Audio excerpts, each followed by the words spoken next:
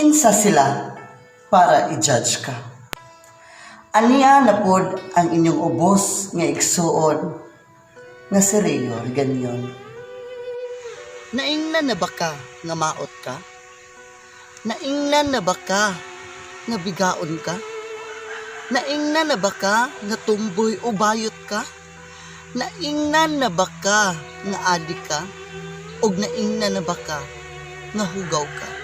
Pasagdain na sila. Kay kana sila ang mga taong puros panghimantay sa uban, pero sa ilang kaugalingon wala nila nabantayan. Wala nila nabantayan nga usa sila katampalasan. Mga taong puros libak, murarabag walay mga apan. Ngano di ay kung maot ka, tumboy o bayot ka, niwang ka o tambok ka, kay sa ilang kinabuhi gitumban ba nimo sila? Pasagdai ang mga taong puros ikaw ang gihisgutan, nagpailar na sila sa ilang pagkasinahan. Pasagdai ang mga taong hilabtanon kung ikaw sa imong kaugalingon wala ka nakalapas sa imong limitasyon. Sila ang mga taong nagpakaaron ingnon matabunan lang ang hugaw nilang kaugalingon.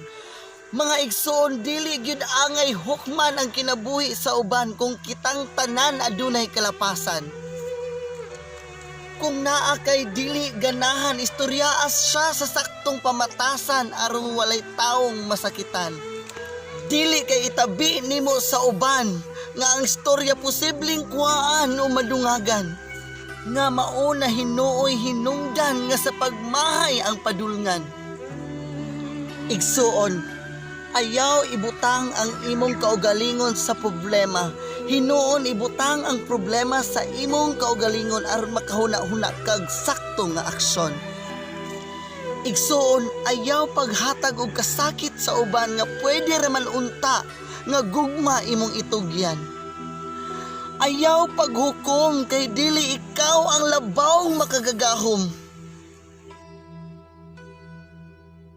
Spread love, not hate. Isn't it lovely?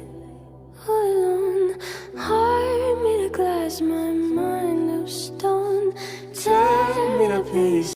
Hi mga attitude, don't forget to subscribe my channel on YouTube, and of course don't forget to like and share my video. So once again, this is your Unika Iha, Attitude Rio Reganion.